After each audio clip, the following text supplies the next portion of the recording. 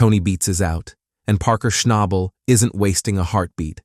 After years of rivalry in the Yukon, the mining legend has been officially banned from one of his richest claims, leaving a gold-rich no-man's land wide open for the taking. And Parker, eyes sharp and instincts faster than ever, seized the moment before the frost could settle. Within hours, his camp exploded into motion, drills humming, trucks rolling, every man on deck knowing that fortune doesn't wait. Beets's sudden shutdown didn't just halt production, it left millions in untouched pay dirt, and Parker's crew hit the ground running, scooping high-grade material from the same soil Tony once ruled, turning the silence of his rival's camp into a symphony of engines. Sources say the order came down just before sunrise, when Tony's foreman arrived to find his massive dredge sealed with bright red government stickers, hoses cut, pumps drained, and inspectors swarming. What looked like routine oversight turned out to be a total shutdown, the stickers flapping like red flags in the wind as workers stood frozen in disbelief. Whispers spread fast. Some claimed Tony had stretched his boundaries too far. Others said politics had finally caught up with him, and a few swore he'd ignored a new territorial mandate with his trademark growl. No one tells me where I can dig. For decades, Beets was the Yukon's outlaw king, a man who built an empire by bending rules. But this time the rules bent back hard. His once thundering pit fell silent, dredges now lifeless under a gray sky, while workers huddled near barrel fires, waiting for orders that would never come. Across the valley, in a warm trailer miles away, Parker stared at the breaking news. Beets' operation suspended indefinitely, and the room went still.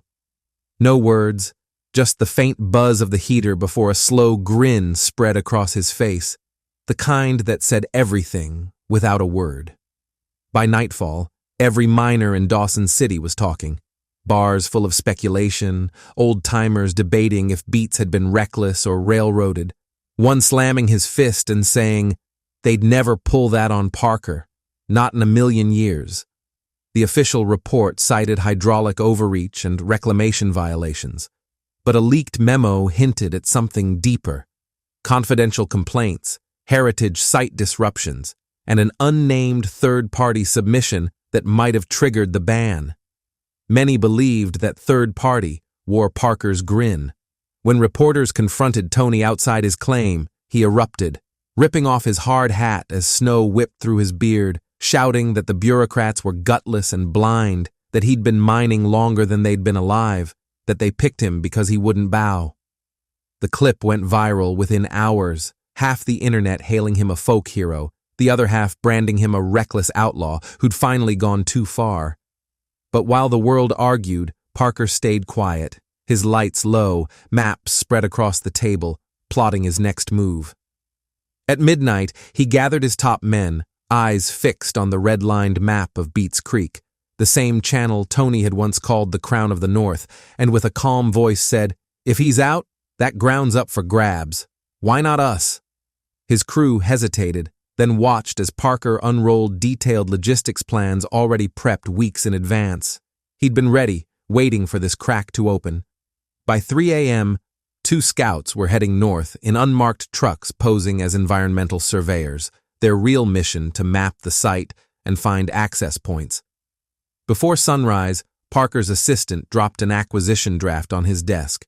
Without looking up, Parker said, "Send it." Miles away, Tony was still on the phone, shouting through static and bureaucracy that moved slower than melting ice.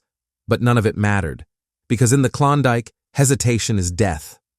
By the time Tony got an answer, Parker's convoys were already rolling. Snow drifted over the empty pit like ash over a grave, the mighty dredge standing still under warning tape. Beets' men watching in silence as frost covered the machines that once roared like thunder. Tony stormed through the yard, shouting into phones, kicking frozen hoses that cracked under his boots, his voice echoing through the dead mine. "You call this due process?" But no one answered. Inside the equipment shed, inspectors' papers and photos covered the tables, citations and discharge reports, while production cameras trailed behind at a safe distance, filming the fall of a king. When Tony kicked a frozen hydraulic line, the snap echoed like a gunshot. "They want a show?" he roared, eyes blazing. "I'll give them one." Across the valley, engines rumbled, the sound of Parker's machines closing in. His bright yellow trucks cut through the snow, heading straight for Beets Creek, moving with military precision under a new name, Klondike North Ventures, a company built in secret for this exact moment. Parker's lawyers had filed everything within hours, airtight and fast-tracked, while his team bought up the smaller plots surrounding Tony's claim, effectively boxing him in and sealing his fate. Within days, the frozen valley was lit up like a stadium, Parker's floodlights cutting through the dark, while Tony's silent dredge loomed in the shadows like a ghost. Drones captured the surreal scene from above, Parker's new operation blazing east, Beets' empire frozen west, and from a ridge above it all, Monica Beets stood gripping her binoculars, watching Parker's machinery roar where her family's once ruled. The reflection of floodlights shimmered in her eyes as she whispered, half in awe, half in fury, "He didn't waste a damn second." Tony Beets was never the type to sit quietly on the sidelines. Inside his cramped trailer, walls lined with maps, mineral charts, and dog-eared deeds, he stood over the table, surrounded by family and loyal crew, his voice low but fierce as he stabbed a gloved finger at the center of the Yukon map. "If they want a fight," he growled, "they'll get one." Within minutes, the phones were ringing, old partners answering calls they hadn't expected in years, contractors, drillers, and men who still owed him favors from a lifetime of backroom deals. "You still got those hoses?" "Those pumps?" he asked, tone steady now but laced with iron. Then his gaze shifted to a faded mark on the southern edge of the map, a forgotten gulch he'd prospected decades ago and left untouched. "No cameras, no regulators," he said. "We go there, small scale off the grid." The room went silent as the plan sank in, because everyone knew what that meant. Tony Beets was about to rise again, in the shadows. Within days, his most trusted workers began vanishing from camp in pairs, slipping out under cover of night, trucks stripped of decals, fuel drums with scratched-out labels, whispers spreading like wildfire across the valley. "Beets is back," they said. "You can't kill a man like that." While Parker's mind roared to life with bulldozers carving new channels and conveyors running full tilt, his first test run gleamed with coarse, bright flakes, confirmation that the gamble was already paying off, until things started to feel off. Motion sensors tripped at dawn, strange tire tracks appeared on untouched snow, and one morning a drone hovered over the wash plant, silent and watching. "Whose drone is that?" Parker's foreman shouted, the crew scrambling as it vanished into the mist. Parker stepped outside, eyes narrowing. He didn't need to ask who sent it. Miles away, on a snowy ridge, Tony stood beside his pickup, remote in hand, the drone's feed reflected in his eyes as he muttered with a smirk, "Nice setup, kid. Let's see how long it lasts." As winter closed its grip, the real storm moved online. #Justice for Beets trended within hours, fans rallying behind the outlaw miner they claimed had been taken down by politics, old footage of Tony cursing, laughing, and striking gold resurfacing like battle cries. Supporters called him the heart of the Klondike, while critics fired back with drone shots of oil-slick puddles and black scars carved into the permafrost, calling him an ecological menace. For the first time in years, Beets wasn't just a miner. He was a controversy. Parker's image, meanwhile, began to split. Some hailed him as a bold strategist who seized the crown. Others saw him as a cold opportunist, feeding on the ruins of a legend. Blogs buzzed that even his own fans felt uneasy about him, taking over Beets' legacy ground, calling it crossing an invisible line. But Parker didn't care. Momentum was the only currency that mattered. In the gold rush production offices, chaos turned into gold of its own. Executives saw the perfect storm brewing and sent every available crew north. cameras in the air before the snow even settled, rewriting the mid-season arc to center on the Beets-Parker feud. Leaked footage hit the web showing Parker arguing with a government inspector over the roar of machinery. "This isn't Beets' land anymore," he yelled, the official's stunned face frozen on frame. But just as Parker's dominance seemed unshakable, the story twisted. An anonymous former Beets employee leaked photos of corroded barrels half buried near the old pit, each stenciled in red. "Cyanide residue, do not open." Within hours, headlines exploded. "Toxic waste at Beets mine, environmental cover-up exposed." And activists demanded charges while pundits claimed the discovery vindicated the shutdown. Beets, cornered and furious, called into a local radio station to fight back. "Those barrels ain't mine. They were there before I even broke ground. Somebody's setting me up." But investigators weren't listening. Fresh tire tracks in the snow led straight from the barrels to a Beets mining yard, and fuel receipts matched the same dates. The evidence looked damning, too perfect, as if someone had drawn the trail themselves.